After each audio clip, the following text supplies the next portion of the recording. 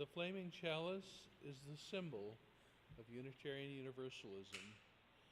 It suggests that transformations that take place when we are held within religious community, when we light the chalice in worship, we illuminate a world that we feel called upon to serve with love and a sense of justice. Please join us in lighting our chalice by reading together the words on the screen and in your order of service. We gather this hour as people of faith with joys and sorrows, gifts and needs. We light this beacon of hope, and of our quest for truth and meaning in celebration of the light we bear together.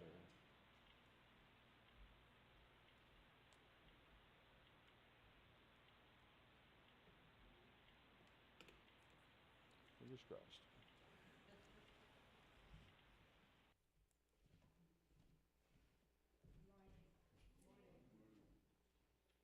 Unitarian Universalism is a covenantal faith. We do not recite a creed. We are a group of people who commit to walk together in the spirit of mutual love. And we make decisions using democratic process. Each week we reaffirm together a portion of our congregational covenant, the promises that we make to each other in community. For all the ways that we have neglected to expand our spiritual growth and faith in action, may we forgive ourselves and each other and begin again in love. For all the ways that we have not committed our hearts and minds to building a community of caring, for all the ways that we have not committed our hearts and minds to building a community of caring, acceptance, and reconciliation, may we forgive ourselves and each other and begin again in love. And for all the ways that we have not actively worked to build trust and respect in our community, may we forgive ourselves and each other and begin again in love. Now is the time when we take notice of all the beautiful faces and shining souls in this room. Please, with your hands, with your smile, with your shouts, greet each other and let everyone know how welcome they are.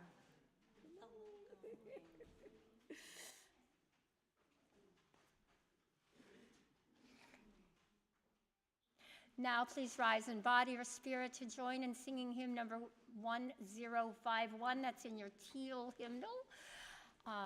We are.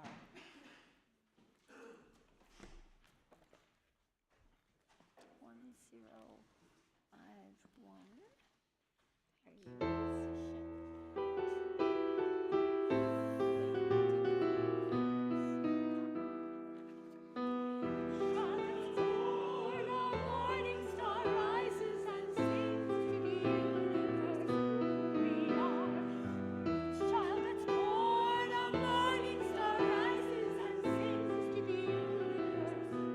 We are.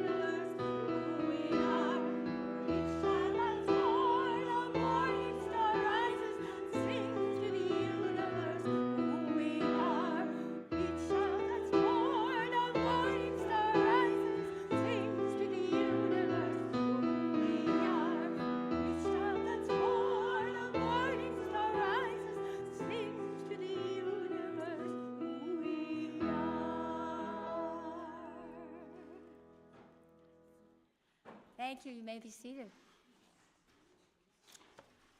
All right.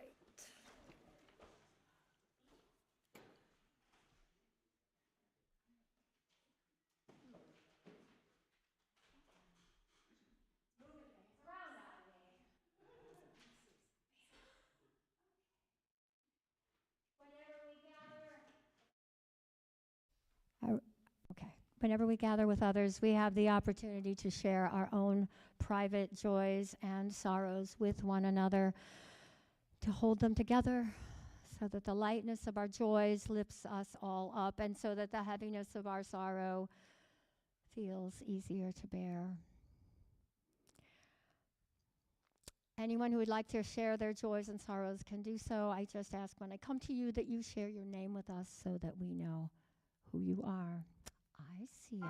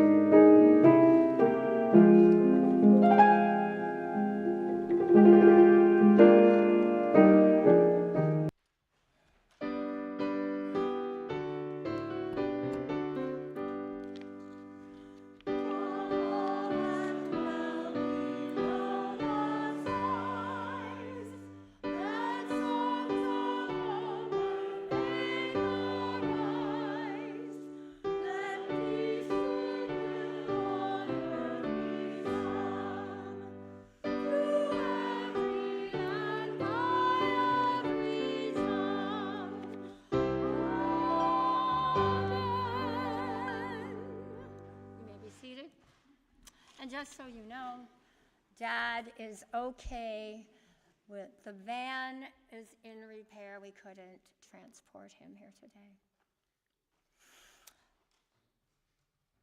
I'd like to introduce our guest speaker today. Dr. Emma Farrell is a seminarian at Meadville Lombard Theological School. Prior to heeding the call to ministry, they worked in academia as a biochemistry researcher, taught at several universities, and worked in the private sector as an analytical chemist. They have published professionally in several fields, including metabolomics and enzymology and education. And you can ask them about those fields later if you like. Emma identifies their theological leanings as religious naturalist and Buddhist. They have 2 young children that they adore, 8 and 10, and enjoys blues dancing. Please help me welcome warmly Dr. Emma Farrell. Thank you. Thank you for that introduction, and thank you for that warm welcome. It's an honor to be here with you all on this particular day. I'm struck by how much open and generous and warm sharing you all did with each other during the joys and sorrows portion.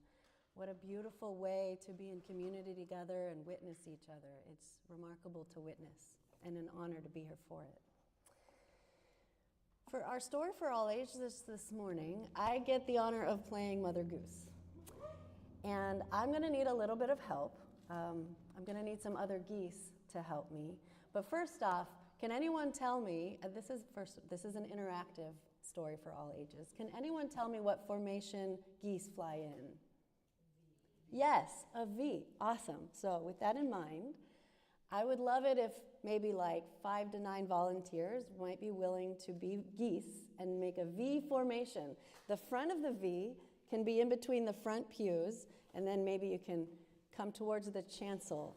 So don't be shy. Please come forward and be a goose and join in on our silly fun on Mother's Day today. Thank you. Awesome. Who's going to be our lead goose to start? We're going to take turns. Thank you. Yes, we are. We're going to be switching out. This is great. Awesome. Okay. Beautiful. Yes, honking. Okay. So the way this is, yes, very nice. You've seen this before, huh? The way this is going to work is I'm going to read a fact about geese, and then after I read each fact, the front goose is going to move to the back, and someone from either side is going to move forward to take the point position. Are you ready? We're ready. Okay.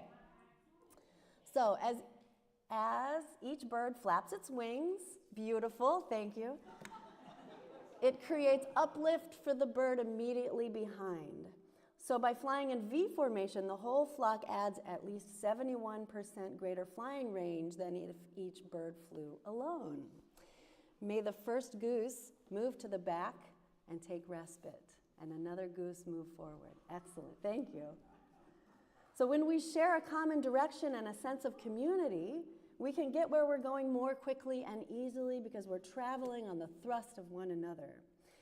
And when a goose falls out of formation, it suddenly feels the drag and resistance of trying to go it alone, and it quickly gets back into formation to take advantage of the lifting power of the bird in front. So if we stay in formation with those who are headed in the same direction we are, we can go further. May the first goose move to the back and another goose move up to take its place. Thank you. Nice. When the head goose gets tired, it rotates back in the V, and another goose flies point, as we've been doing. So we can learn from geese how to take turns doing demanding jobs. May the first goose move to the back and another goose move forward to take its place. Geese honk from behind to encourage those up front to keep up their speed. Nice. Yes.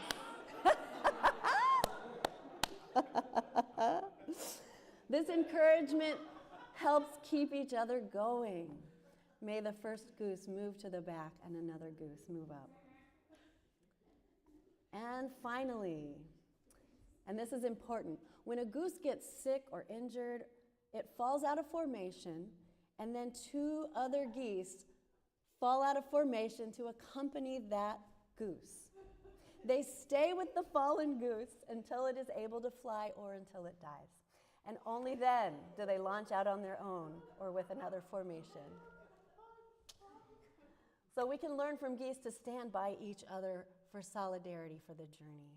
Thank you all so much for participating. Yes. Beautiful.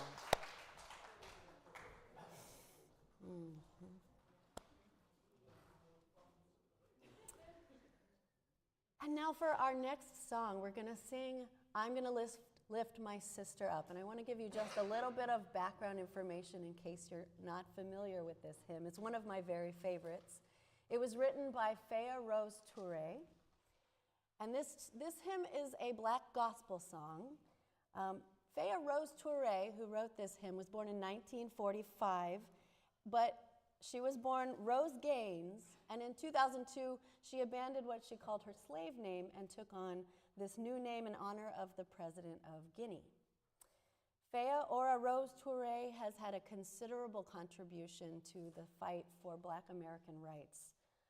She was the first Black female judge in Alabama. She's also an activist and a playwright, as well as being a songwriter. And she founded several museums, including the National Voting Rights Museum and the Black Belt Arts and Cultural Center. So this song is from a person who is deeply committed to mutually nurturing interdependence in the fight for racial justice. Please join in singing. Please rise and bow your spirit. The words are at the screen and also in your order of service.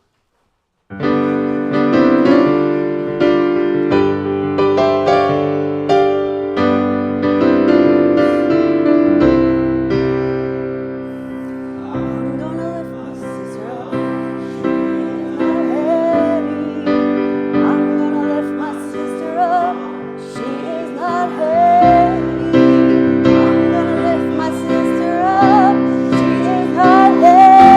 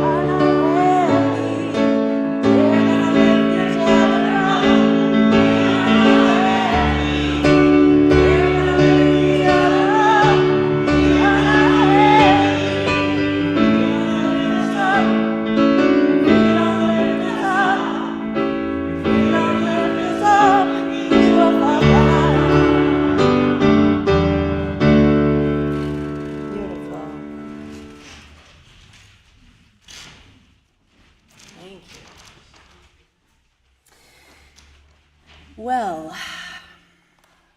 I have to say I appreciate the nuance and complexity that we bring to our understanding of Mother's Day. That yes, it can be a complicated holiday for a lot of people.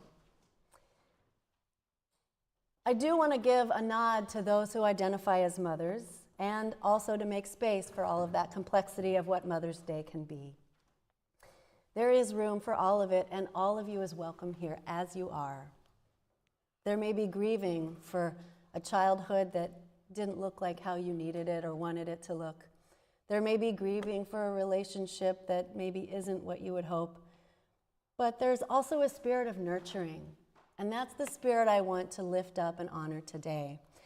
A spirit of nurturing that comes with at least the idea of motherhood.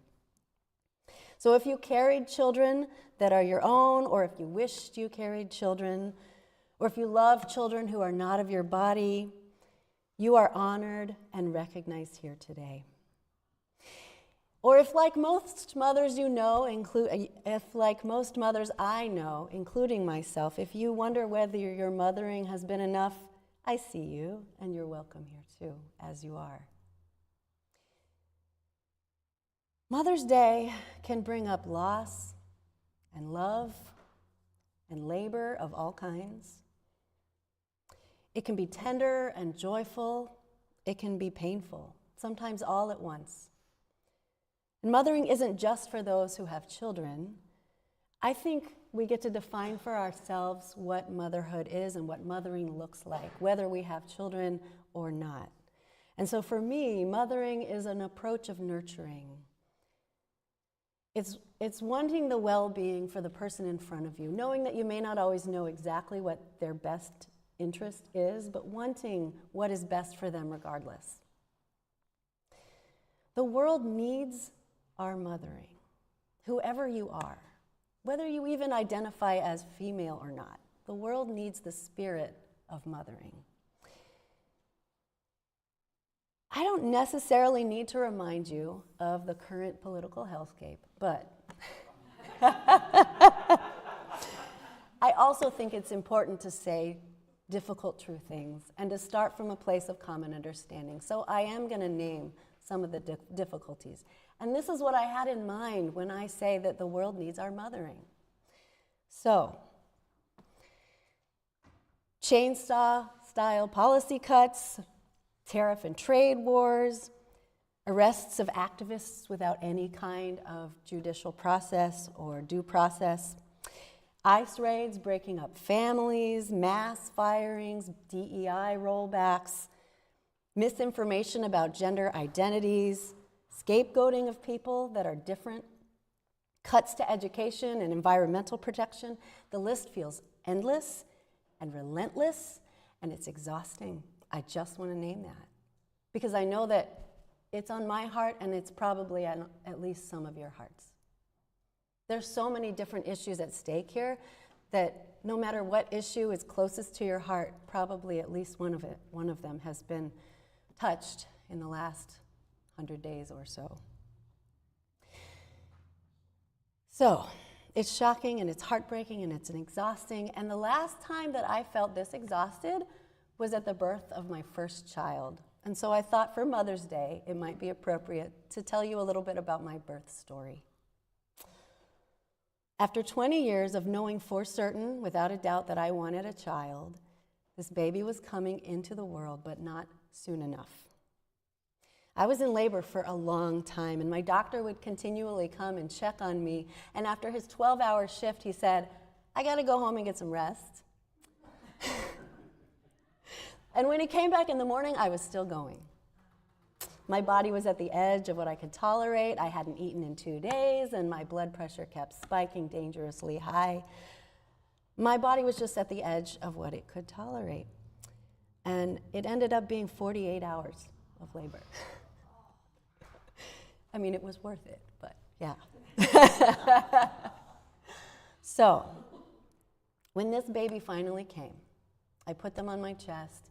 They were stunned and purple, and they didn't even cry. They like to tell this part of the story that they didn't cry, but I did. I wept from elation and exhaustion and just joy, exasperation. So after those first several moments of elation, my exhaustion came back to hit me. Anyone who's been with a newborn and tended to them probably has an embodied memory of exactly how exhausting that is. They like to eat every 2 hours. They have constantly changing needs. They are high-demand human beings. So that evening, I was struggling to stay awake to care for and tend to my newborn, and an angel appeared in the form of a nurse. And this nurse came in and offered to take the baby for me so that I could get a little bit of rest after all that ordeal. As attached as I was to this precious child, I was desperate, and I trusted this person with my most precious little bundle. That respite gave me the renewal that I needed in that moment. And I woke up a new person, better able to care for my newborn and to bond with them. That gratitude I felt towards the nurse is still with me today. It was a lived lesson in mutual care. I don't even know if that nurse was a mom, but she was there for me in a way that I needed, in a nurturing, mothering way. I couldn't do it alone, even when it seemed like my most important job. So we took it in shifts. And that's the truth, isn't it? We can't do it alone. We can't do it alone. And if we try, we will further exhaust ourselves and be ineffective in whatever we're trying to do. We can't do parenting alone, or justice, or life.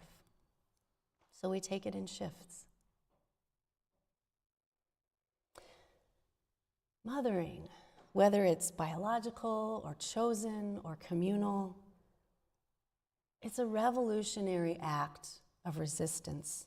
Resistance against the status quo of individualization, of authoritarianism, of the profit motive over relationships and people.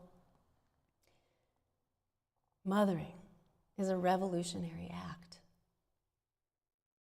And I think anyone can bring the spirit of mothering to any situation, regardless of how you identify. Maternal love isn't just soft and gentle, it's fierce. It's creative, it's generative, it's strategic, and it's relentless.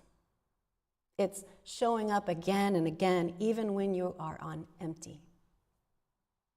Ask any mother. And when we apply that same maternal spirit to the work of justice, something sacred can happen. I want to tell you about a moment in history in which community mothering showed up in another form for a bigger, community-wide, national, strategic situation. I'm talking about the Cochabamba water war in Bolivia.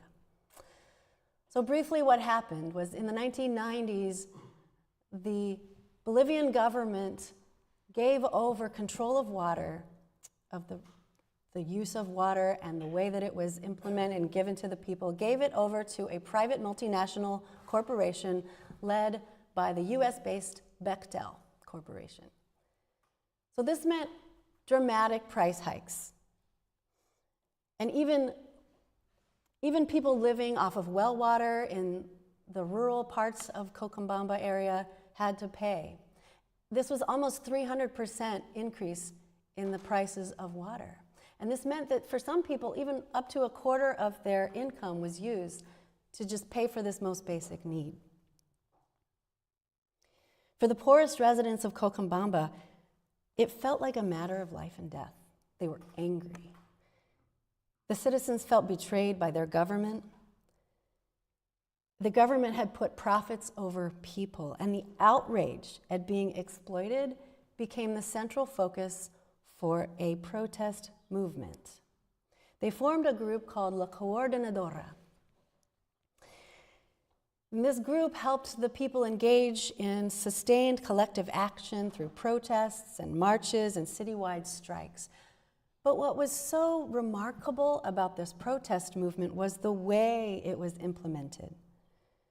So periods of high-intensity collective action were balanced with intervals of rest and renewal, nurturance, and community building. Mothers and grandmothers played key roles in this movement.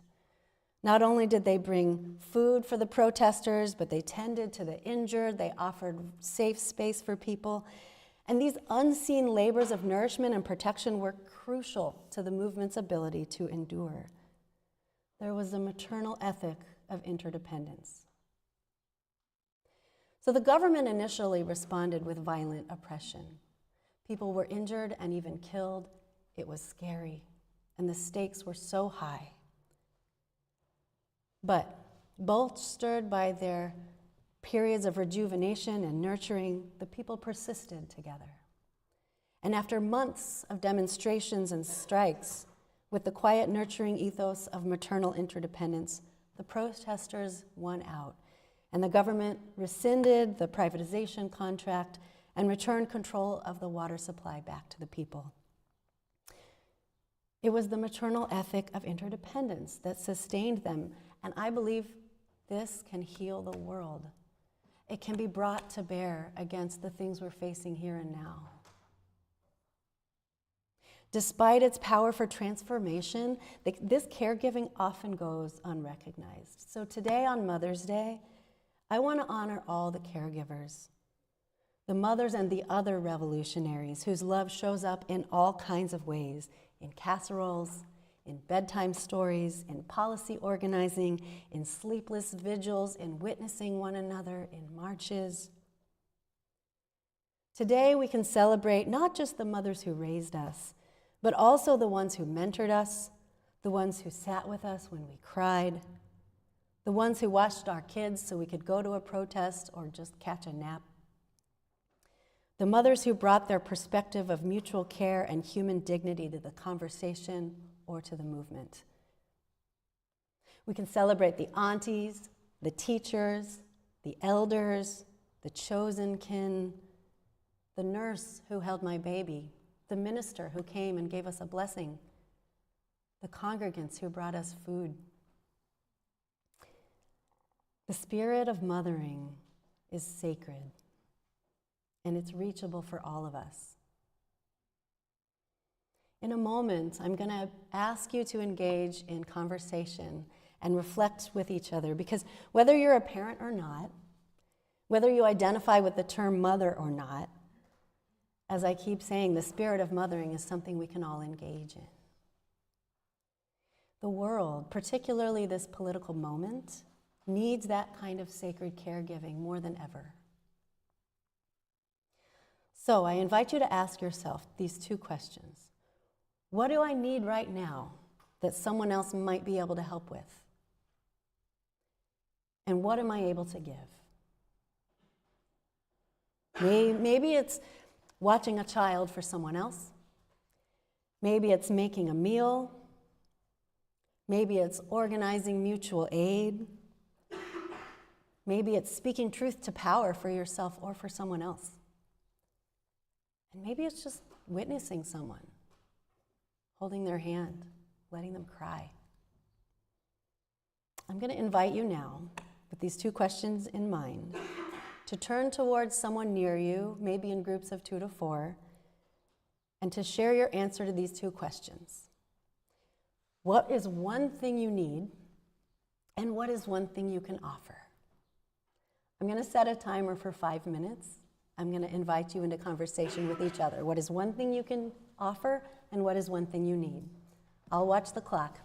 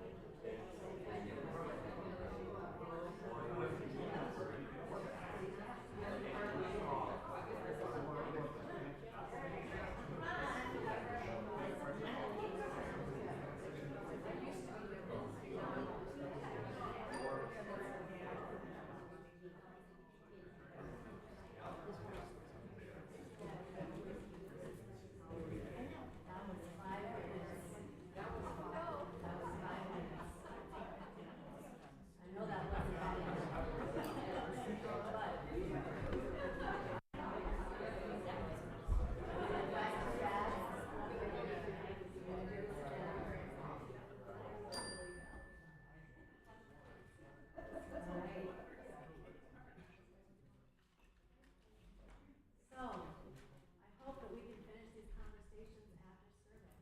I know 5 minutes wasn't enough. I hope that it opens some doors to talk about some things that are important in your life right now. Did you feel seen?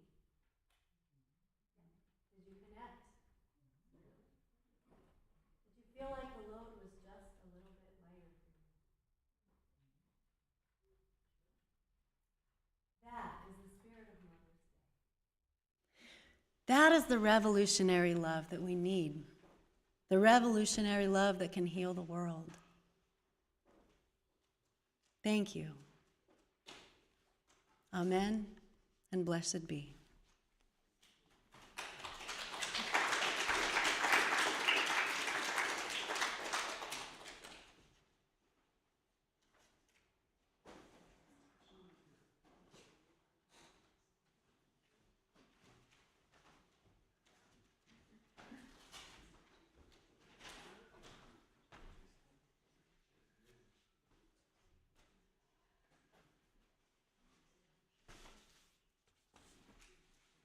Good morning.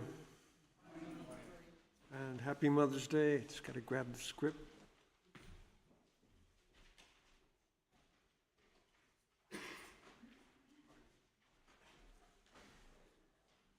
is the time we come in our service to share our gifts.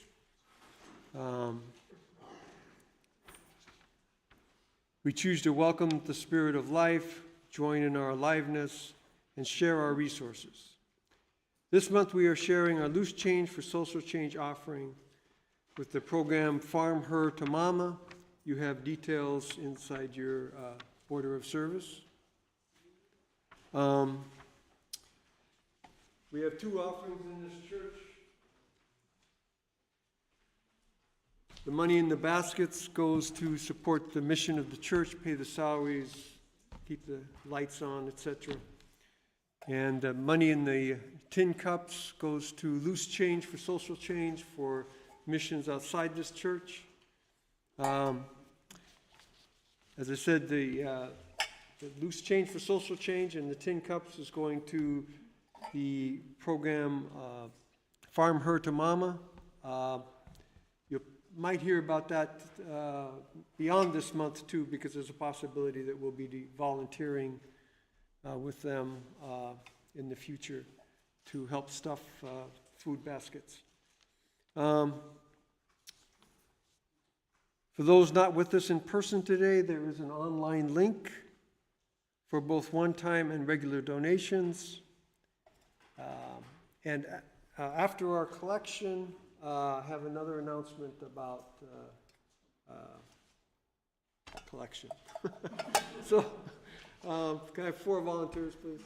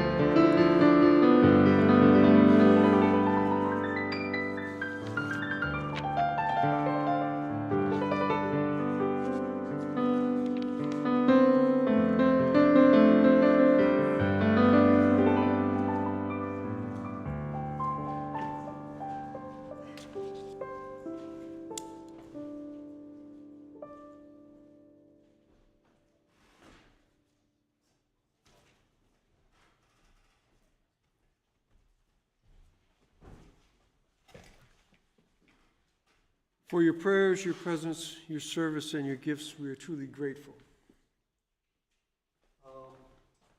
One announcement in regards to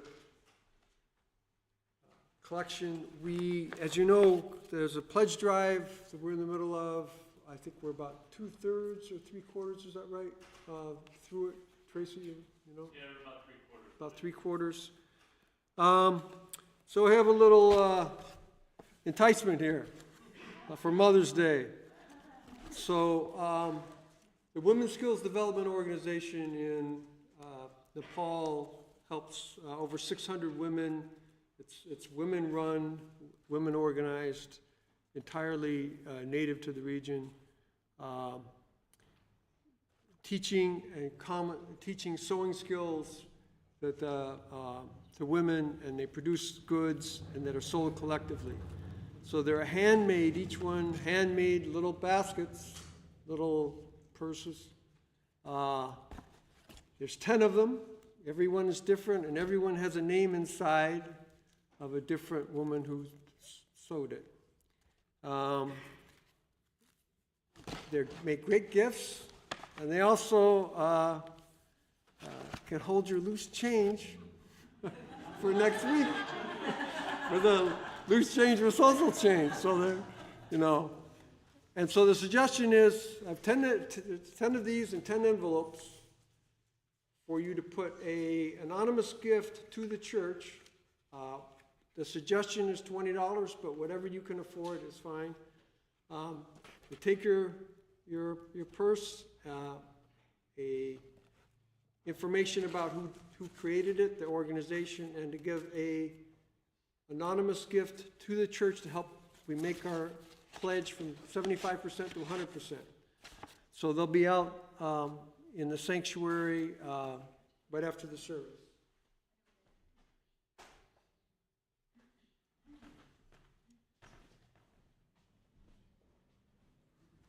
They're really cute, too. No, I'm not blind, but I did forget my regular glasses, so. All righty.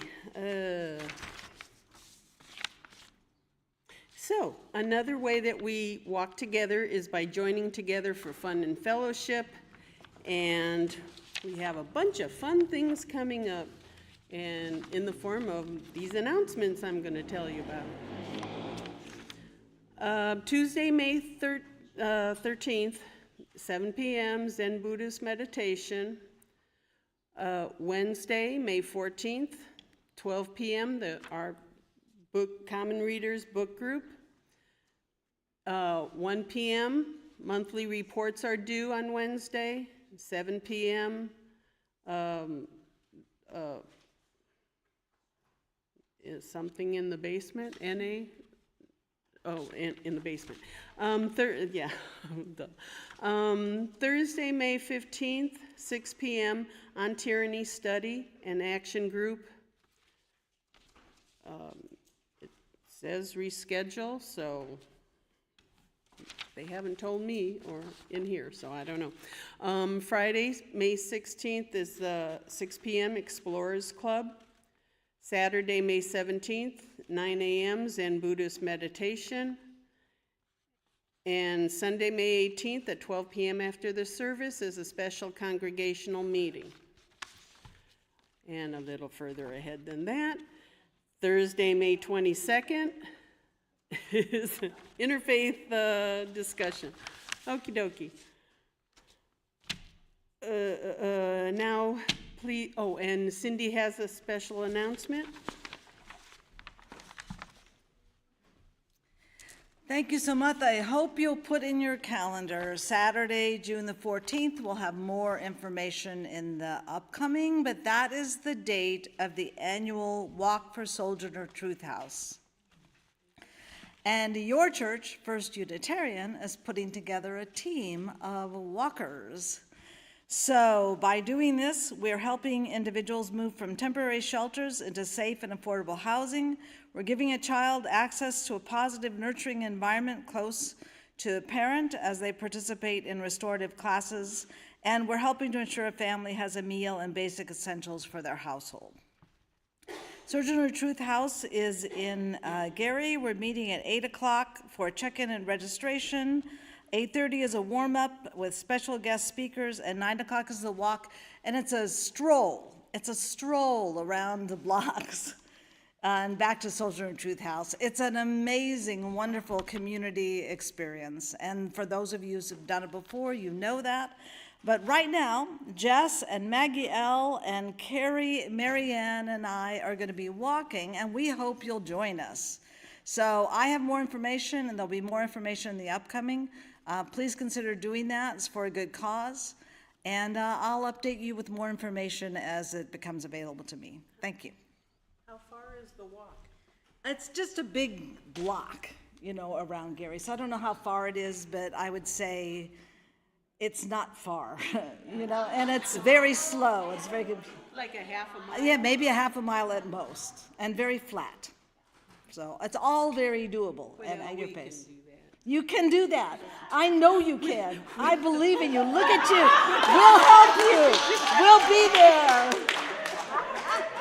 We can do that. Get those legs a flapping. Okie dokie. And now, please rise in body. Okay, I'm lying. One more announcement. Sorry, one more announcement got missed. So our senators have declined to hold town halls in our area.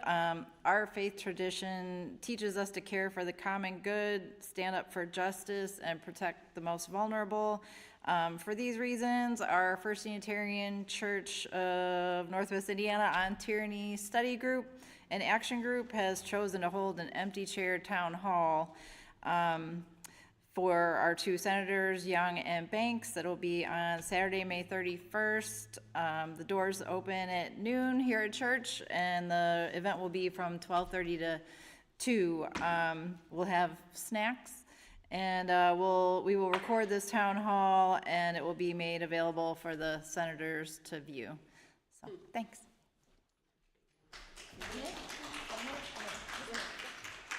I don't know if everyone's heard about what happened yesterday at the plant sale. No, we haven't. Please tell us. Do tell. Nothing. No.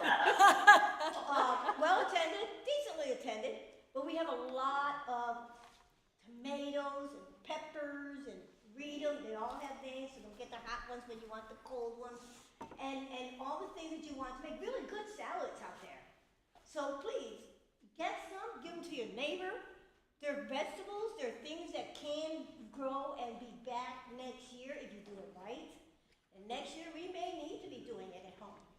Yeah. So please, and donations are more than welcome. So thank you everyone, and enjoy.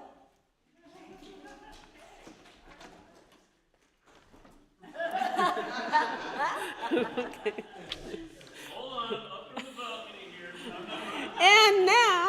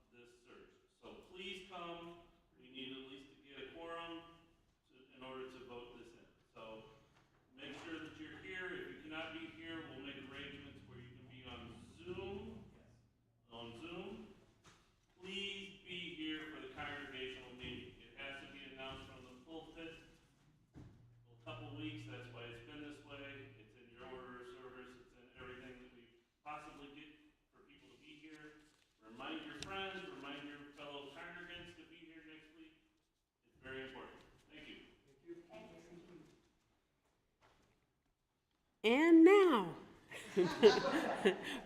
please rise in body or spirit and join in singing hymn 1015, I Know I Can, in the blue teal hymnal. I still got it.